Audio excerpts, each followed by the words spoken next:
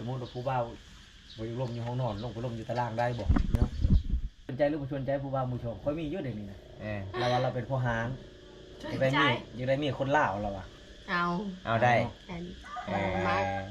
ยันเขาบ่มักเขามักแล้วเขาว่าเขาสนใจจะได้มีคนลาว FC ว่าเจ้าตอนนี้มีแผนแล้ว ยังบ่มีเลยโสดจักปีแล้วหลายปีแล้วเป็นได้สาวใหญ่ไม่ได้มื้อนี้หนาวแห้งบ่ยังมีครูมาก่อนยังมีแห้งบ่อ๋อบ่แม่นนางเว้าเล่นบ่เว้าแท้จักเปอร์เซ็นต์100%เลยแสดงว่าตอนนี้ขาดครูมาก่อนอากาศเริ่มหนาวแล้วโอ้บ้านเฮาตอนนี้ใกล้สิฮอดเดือนห้ามันหนาวเนาะฝนตกเลยทุกคนเลยก็เลยตอนนี้สาวใหญ่เพิ่นต้องการครูเด้อพี่น้องอยากมีคนดูแลอยากมีคนมากอดเพิ่นว่า ขาดครูมาหลายปีแล้วโสดมาหลายปีพี่น้องเป็นสาวโสดค้างบ้านส่วนน้องสาวเพิ่นก็ไปเฮ็ดงานปะตอนนี้ไอ้กลับกันเด้อน้องเด้อโอกาสหน้ามีเวลาว่างๆไอ้ก็มาเยี่ยมมายามกันใหม่เนาะได้บ่สมมุติว่า FC อยากมาเยี่ยมมายามก็มาได้บ่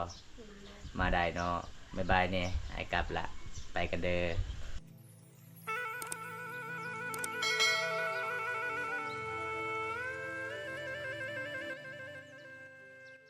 คอยบ่อยากเป็นขอยสิว่านั่นนี่ขอยตอบแล้วคอยบ่อยากเป็น ไปเสียน้ำมันละเด้30 ลิตรมาแต่บาท คอยมานี่มาหามีคอยมาหาหมู่สิว่าจะแค่นี้ แสดงว่าคันเบาไทยมาเนี่ยเรียบร้อยมันเสียเวลาคันถึกใจเป็นแฟนกันได้ บนลมบ้าวนี่อยู่หั่นแล้วเนาะห้องตัวหลังเลยนะบ่าวตายบนหลังเรานี่แหละห้องนี่แหละเราว่าบ่ได้ห้องได้ขึ้นมาเลยเปิดประตูเข้าไปจับทกเราได้จับทกผ้าห่มเราได้แนวนั้นล่ะว่ะมันต้องในนั้นในเขตชนบทบ้านเราทุกคนเวลาผู้บ้ามาหาเนี่ยขึ้นไปโลดกันเป็นเขตผู้ไทยเขาเนี่ยลากขึ้นมาในชีควายรถไหลขึ้นไปห้องนอนจริงๆเลยเขาห้องเขาอุ้ยขึ้นมาหันหัวแล้วโลด โดยก็บ่ได้โดย เขากินควายโลดแต่ว่าเขตนี้ได้เนาะขึ้นมาต้องเข้าห้องนอนสมมติว่าผู้บ้า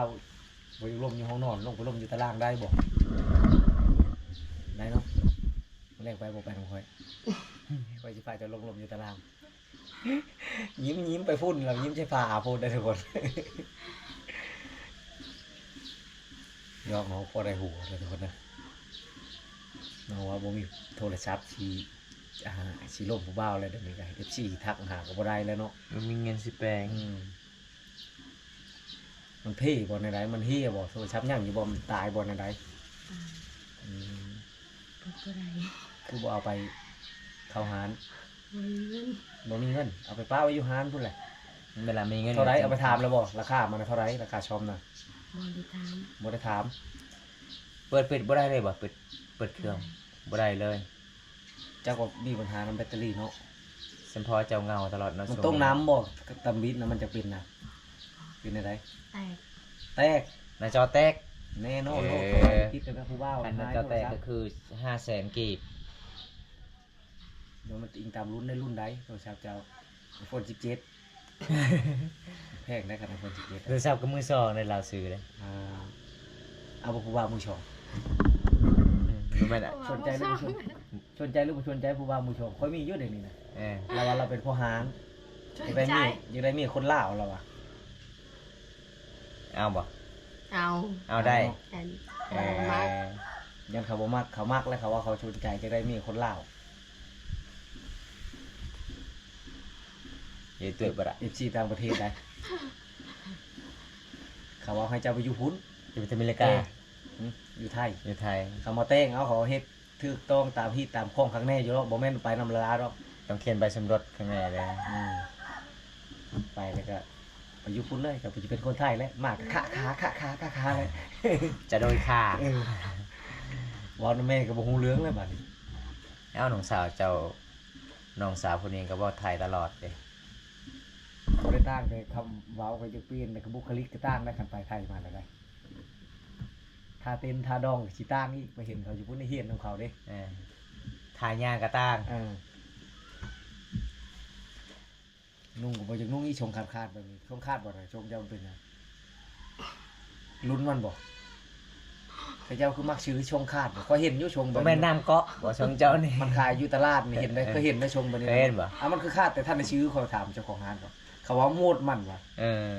ตอนเจ้าชื่อเจ้าเห็นแล้วบ่มันเป็นแบบนี้นะเห็นเนาะ อืม เห็นหาจากชื่อเนาะโอ้มักแบบนี้ใช่อย่าว่าบ่เห็น คิดว่าชื่อมาเฮือดเอ้าชงคือคาดแล้ว FC ว่าเจ้าตอนนี้มีแผนแล้ว ยัง ยังบ่มีเลยโสดจักปีแล้ว หลายปีแล้ว หลายปีแล้วอ๋อ เอาชวนหวานนี่ น้องยังบ่มีแผนนะทุกคนเลยน้องว่าโสดหลายปียังบ่มีใครคุยเลย กดกินนี่ ชวนสาวน้อยได้มีแผนหรือเปล่า อืม บ่ฮู้ข้อยเลยคิดว่าเจ้าสิแล้วแล้ว สุดท้ายบ่ฮู้เนาะ น่าจะมีเลยนะคนงามปานนี้สิบ่มีบ่ เนาะบ่แม่นเจ้าเลือกหลายบ่น้อง บ่ได้เลือกบ่มีใครมา บ่มีไผมาก FC ว่าขอจองไว้เด้อเจ้านะจะสิเอาบ่ผู้บ่าวของไทย เอา เอาเด้อเพิ่นว่าถ้า FC ถามว่าเจ้าจะแต่งงานแล้วหรือยัง เอา ยังเด้อ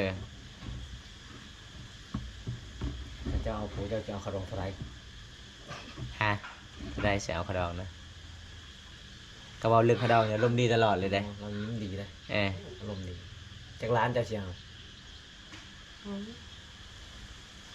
สิเอาเท่าไหร่ร้อยล้านบ่ เอาไหม ไปสิฟัง บ่กล้าบอก นี่อยู่ผู้มักเลยให้เจ้าว่าขนมก่อนไปถามเพื่อ FC ได้มีได้ บ่มีใครมาก บ่มีไผมาก FC ว่าสิเฮ็ดจังได๋สิได้คุยนำเจ้า อืม บ่มีโทรศัพท์เด้อน้องบ่มีโทรศัพท์ เจ้าเว้าแล้วได้ขนมจากมื้อนั้นนะเจ้าสิชื่อบ่เจ้าว่าเท่าไหร่จากร้านเจ้าเว้านะ 60 เราลืมแล้วเราลืมแล้วบ่เราเว้าได้มื้อนั้นได้ เว้าเลยว่ะ ทุกคนเราเว้าแหละขนมนึงมามื้อนี้เราบ่กล้าเว้าอีกเจ้าบ่เป็นผู้เว้านะหรือว่าแม่เป็นผู้เว้า อืม หนูเจ้าสิบอกขะดองบ่คันบอกขะดองแล้วเอามือนั้นเลยได้จะเว้ามือนั้น50 ล้านจะเว้าคำ5 บาทจะเว้า พูดกันแล้ว ถึกใจเด้อ 50 ล้านไปติดหนี้คำ5 บาทไปติดหนี้เงินเจ้าแต่งเจ้าหาได้จะค่อยแทนเอาบอกเงินได้เลย สาวนอนนี่เขาดอง50 ล้านหาม2 บาท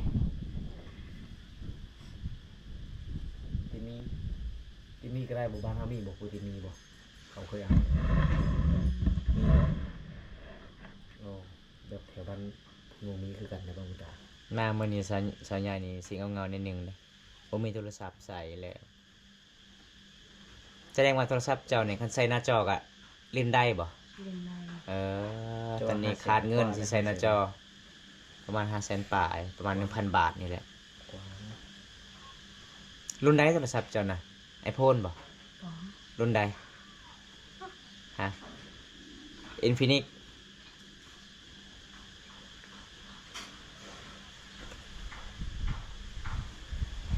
FC ว่าอยากขอแต่งเจ้าเลยสิเฮ็ดจังใดมาเป็นแฟนฮะมาเบิ่งก่อนบ่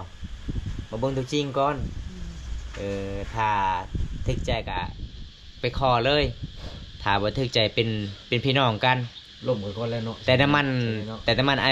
ำมันรถไอเพิ่นก็เสียน้ำมันละล่าบัดเดียว จะปฏิเสธเด้เวลาไอเพิ่นมาหาฮอดเฮือนฮอดซานนะ ต้องล่มกันก่อนแล้วมันเสียใหญ่เนาะจะแกล้งได้บางคนก็บ่เข้าใจแต่บ่คุณตาแบบว่าเอาเว้าขะดองเท่านั้นเท่านี้แล้วก็ อย่ามาขอเลย อย่ามาขอเลยมันบ่ได้ มันโมแมนเลยทุกคน มันบ่แม่นแบบนั้นเนาะต้องล่มกันก่อนให้มักฮักกันก่อนบางเทื่อก็บ่ได้คือเฮาเว้าดอกว่าขะดองเท่านั้นนี่อยู่ที่เว้ากันนำบางเทื่อก็อาจจะบ่ฮอดบางเทื่อจะมีจะให้หลายกว่าหันก็แห่งดีเนาะแต่ว่าเรื่องหลานดีใจเนาะจะว่า50 ล้านคำ5 บาทนี่ก็ถือคนนึงค่อยให้หลายกว่าหันถึงเลขได้ก็ค่อยถึงเลข ถึงเลขรัฐบาลไทยผู้ ช่องใบโอ้ยใน12 ล้านบาทนี่ค่อยให้รถฉับนั่นน่ะ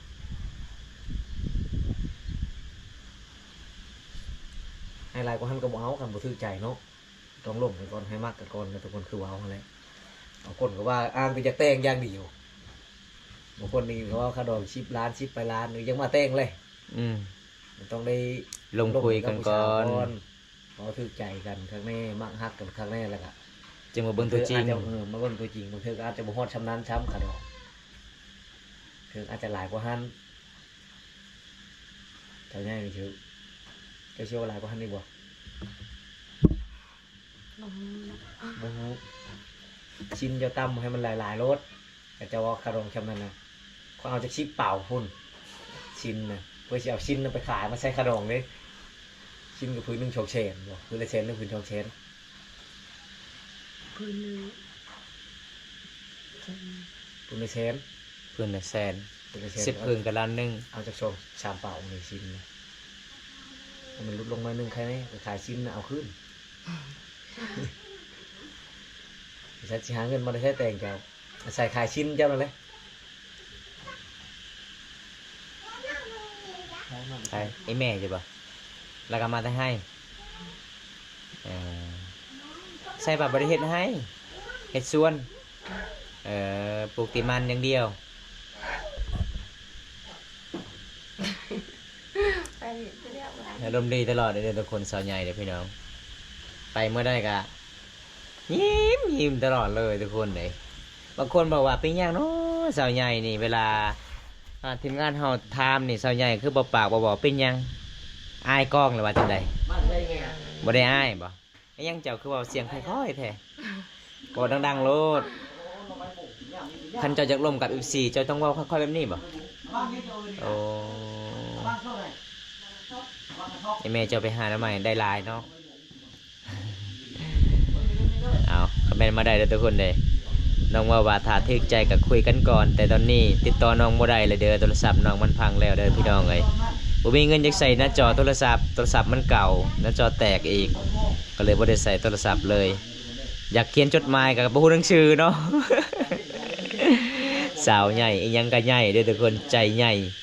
เพิ่นเฮ็ดหยังก็ได้เบิดสาวใหญ่นี่บ่แม่นธรรมดาเด้อพี่น้องเป็นสาวผ่าเพกสาวสวยบ้านประเสียน้องน้อยก็ไปเฮ็ดงานต่อช่วยเวียกอีพอยแม่ก็คือหาเงินหาขังมีแต่สาวน้อยสาวใหญ่ก็คือมีแต่นึ่งข้าวเปล่าไฟยามนึงแรงอีพอยแม่ก็เลี้ยงงัวเนาะงัวเจ้ามีจักโตเนาะ2 โตโอ้เลี้ยงได้จักปีแล้วหลายปีได้แต่2 โต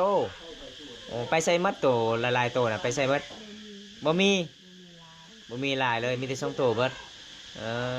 พี่น้องเอ้ยน้องเป็นสาวเลี้ยงงัว2 โตเด้อ ขันยามแรงๆนี่ไปเยี่ยมไปยามน้องยามแรงๆนี่โอ้วิถีชีวิตน้องนี่สุดยอดเลยเด้อทุกคนเลยน้องก็เฮ็ดกินแต่งกับข้าวเก่งAC เพิ่นนึงว่าฮักเจ้าอยู่แต่ลอยข้ามน้ำบ่ไหวเพิ่นว่า บ่ไหวก็ต้องไหวเนาะถ้าฮักแท้เนาะยังจะยิ้มนะไผอยู่หลังคอยนะ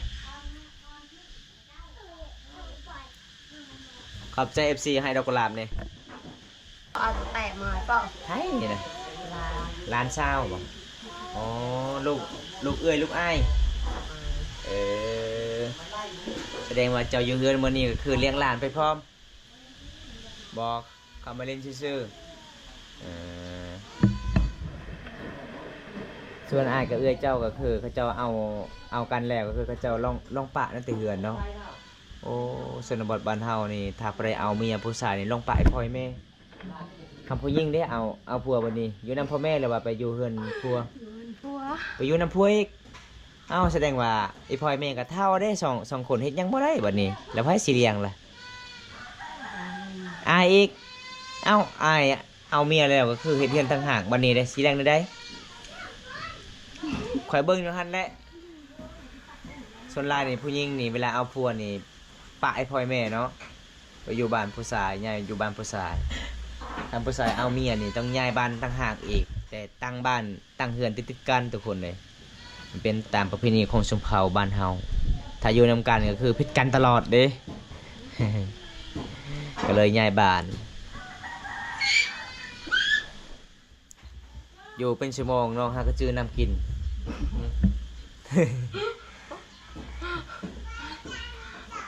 นั่นแหละผู้ชายจะกินน้ ชายจะกินน้ อากาศมันเย็นแต่น้องกินน้ำเย็น กินน้ำเย็นคิดคอเลยล่อหมูมันเอาหมูแดงมาครับพี่ใช้หมูแดงล่อได้ ซัมเบาแกเวลานี่พานอยู่บ่ครูบาวนะ ได้บ่ทำไมได้บ่ ได้ เอ้าได้ยังคือกลุ่มแท้คือบ่มั่นใจเลยได้นะ ได้นะ ได้ ได้ บ่ มา เออ ล่อบ่ทำไม ก็มี FC มาหานี่บางทีก็อายุ40 50 ปีก็มีได้เขามาเยี่ยมมาหาสาวลาวได้เบาแก้วนี่ประมาณ55 ปีเลยได้ หมูฮอดไปเนาะแล้วจะใหญ่เนาะน้ำกินไผ่นี่น้ำกินว่าบุตาบ่ นำลาย น้ำเย็นน้ำเย็นแห้งโคตรเจ็บคอกินน้ำเย็นไม่เจ็บคอ แสดงว่าคันผู้บ่าวอยากมาหาซัมเบาแก้วเวลานี่พานอยู่เนาะน้องบอกว่าน้องเว้าได้ตอนนั้นว่ามักเบาอายุรุ่นใหญ่เด้น้องเว้านะ ขันคอยกับเจ้านี้อายุนี่ค่อยลายลื่นอยู่หากแต่ว่าเขาเบิ่งนี่ช่ำกันแหละกระโตค่อยน้อยเด้ เออ คือบ่เท่าปานใดก็ว่างอกแต่ผมชื่อเขาย้อมเอาก็ได้สีผมเปลี่ยนเอาก็ได้สีผม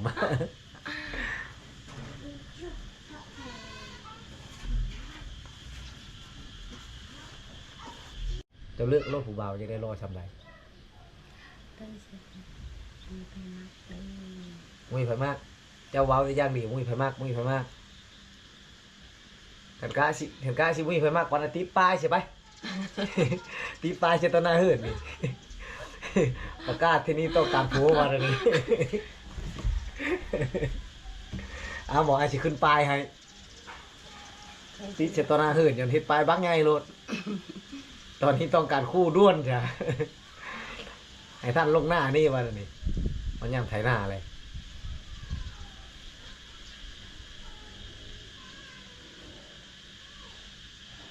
ไถหน้าได้เลยคัดหน้าได้เลยดำหน้าเป็นก็เอาแล้วแหละผัวนะมีเลือกหน้ามีเลือกยักหน้าตาอยู่แบบใดตายา ได้สิเลย จะได้คนล่อเลยเนาะมีผัวทันพี่อยู่มุอายมูแหละ บริลอก็ได้ บ่ล่อก็ได้ จริงใจก็ขอ จริงใจกับบ่เฮ็ดได้จังหูของเขาจริงใจ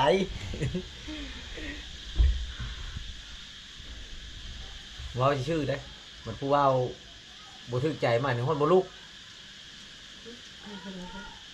ลุกบ่ ถูกใจลูก คำว่าถึกใจได้บ่ลุกบ่ ถึกใจ ลูก ลูกคือกันเนาะ ทำมื้อแรกก็ค่อยมาก็เว้าบ่ตาก็จะบ่ลุกดึงพาเอาโลดได้ทกพาเลยจะนอนบ่ได้ดอกแต่เว้าแล้วค่อยๆพังแหละลมผู้เว้าอยู่ห้องนอนจะเว้าแม่จะบ่หายบ่ ใครซื้อ บ่หายเนาะแบบผู้ว่ามาเขาชี้หาคนก็เขาเสียงอยู่กระทึกนึงน้องเนาะคนจับไผเว้าหยังเว้ายาแล้วเขาบ่หายบ่ ให้เนาะ กันเว้าดังแล้วหายต้องเว่าค่อยๆชิมเอาเว้าดังก็บ่ได้เนาะยันพ่อแม่ได้ยินอายแบบนี้แหละผู้บ่าวผู้ชาวไทยคิดชนเผ่าจังกันนะจังมักไปนอนเฮือนหมู่นะอายได้อายพ่ออายแม่แล้วบ่ตาไทยคิดชนบทแถวสิปูนนี่หลายบ้านได้คิดเฮือนต่างหาก เพิ่นผู้สาวนอนนะ เลือกแต่ห้างให้ผู้ชาวนอนถ้าว่าลมอยู่อื่นเลยเขาอาย ไอ้พ่อแม่ อายพ่อแม่พังนี่เขาพ่อแม่ยังบ่รับเขาก็ได้ยินแหละวะยามยันเขาได้ยิน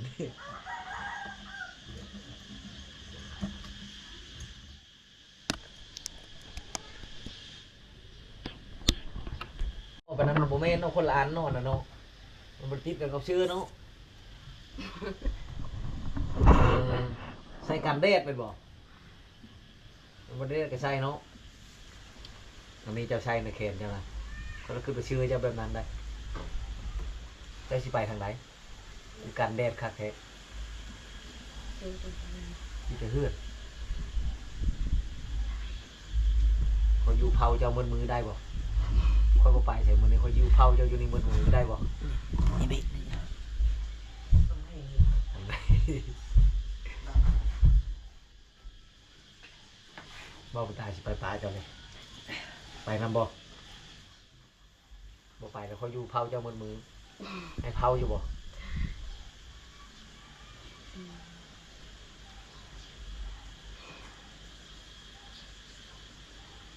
รจะแขนผูกมือปีใหม่นะบ่ผูกแขนเจ้าพร้อมบ่ได้หลายบ่เงินกับผูกแขนบอกผู้บ่าวแม่มาเขาผูกแขนให้หลาย บ่ได้เอง ๆผมบอกพ่อปุตตากับบ่บอกเจ้าบ่โทรบอกปุตตามาเจ้าบ่โทรบอกคอยจังค่อยมาแหละคอยอยากเห็นน้องเจ้าได้พอมาไว้คัดแล้วมาตอนปีใหม่บุรุษกรละมานะ ก่อนปีใหม่เนาะ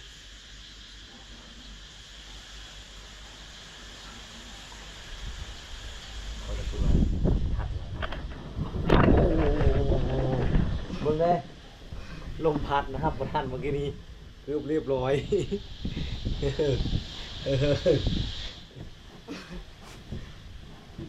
ปลาเอาอีกเกือบล้มได้กองวาปตาอยู่นี่เจ้าฮับเด้อคำล้มมานี่เด้อลมแห้งเด้อทุกคนเด้อ ก็มาจนจะลงจริงตีงงแงก็มองตาเจ้าประทัดที่นี่มับเตะแปนเลยโอ้ที่จานหลานที่อยากกินจานนี่เจ้าเคยกินบ่บ้านเจ้าเอิ้นมาอย่างเตียนอ๋อปกติป่ะนี่บ่ตังนะ บ่มี บ่มีเจ้าเฮ็ดอะไรยังได้กินค่ะผู้ว่าเอามาให้ บ่มีเปล่าร อตัวมีผู้ว่าเขาขายบ่ยังไม่ได้น้อยหาทิศขายแต่บ่มีบ่ บ่มี บ่มีเนาะแถวบ้านค่อยเขาทิศขายได้ตัวละพันนะตัวหนึงละ1,000โมเมนต์เขาขายตัวเดียวแต่เขาขายหลายๆตัวเขาไล่ที่ตัวละพัน10ตัวก็10,000แล้ว9ตัวก็9,000แต่ตัวเดียวเขาก็บ่ซื้อแล้วตัวเดียว มันบ่พอกินเอาก็ต้องซื้อแล้ว30-40,000พุ่นแหละจังได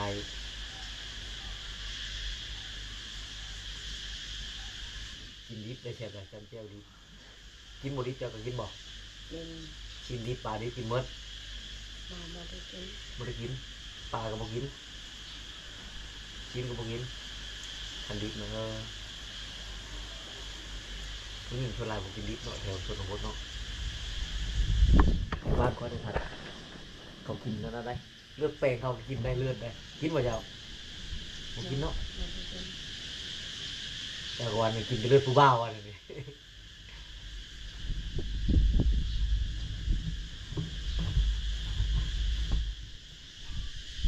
ลมเนี่ย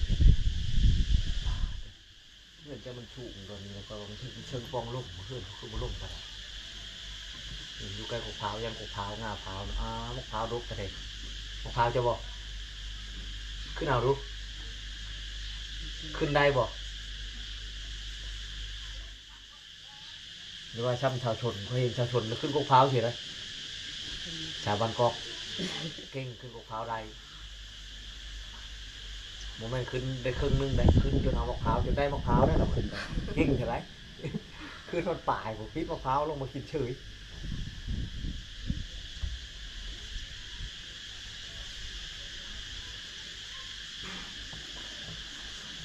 หมอเราไปนอนเฉยวันนี้ญาติแล้วบ่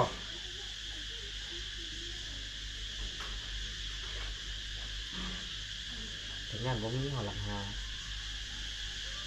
เวลาเก้ามันอยู่นี่เนาะเวลาเก้ามันได้หลังหามาได้มีเช้าเรื่องบ่ได้ได้อยู่เมืองได้หลังหาไฟดับโอเคกันแล้วไฟดับบ่วันเช้านี้ก็ดับมันหมดกระเล่มเจ้าปุ้ยมันเลย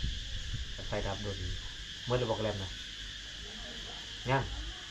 กินบ่หนาวนั่นนี่สิกินบ่ได้กินบ่ได้กินที่เชื่อกินเดี๋ยวมาไป อย่าช่องมันค่อยยั้งแต่ว่าเจ้าจะกินเลยจะเอามาค่อยจะซื้อ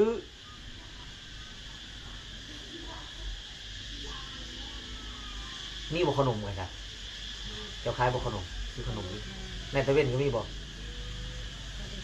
บ่ได้ทาน บริขายขายได้กระเล่มอย่างเดียวเบียร์ดิ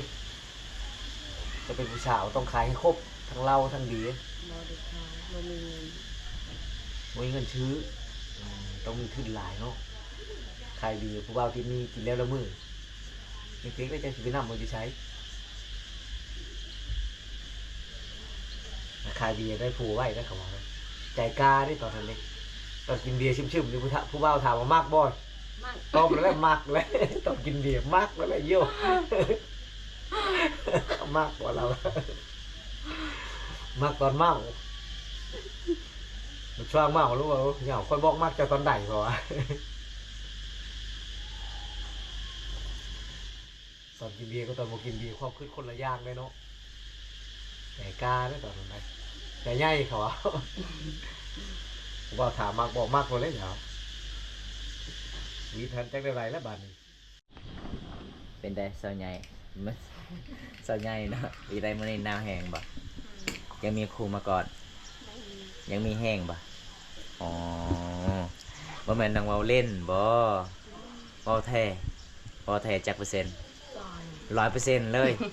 แสดงว่าตอนนี้ขาดครูมากอดอากาศเริ่มหนาวแล้วโอ้บ้านเฮาตอนนี้ใกล้สิฮอดเดือนห้ามันหนาวเนาะฝนตกอยู่ทุกคนเลยก็เลยตอนนี้สาวใหญ่เพิ่นต้องการครูเด้อพี่น้องอยากมีคนดูแลอยากมีคนมากอดเพิ่นว่า ขาดครูมาหลายปีแล้วโสดมาหลายปีพี่น้องเป็นสาวโสดค้างบ้าน ส่วนน้องสาวเพิ่นก็ไปเฮ็ดงานปะ ตอนนี้ไอ้กลับกันเด้อน้องเด้อโอกาสหน้ามีเวลาว่างๆไอ้กะมาเยี่ยมมายามกันใหม่เนาะได้บ่ ได้ สมมุติว่า FC อยากมาเยี่ยมมายามก็มาได้บ่มาได้เนาะบ๊ายบายเนี่ยไอ้กลับละไปกันเด้อ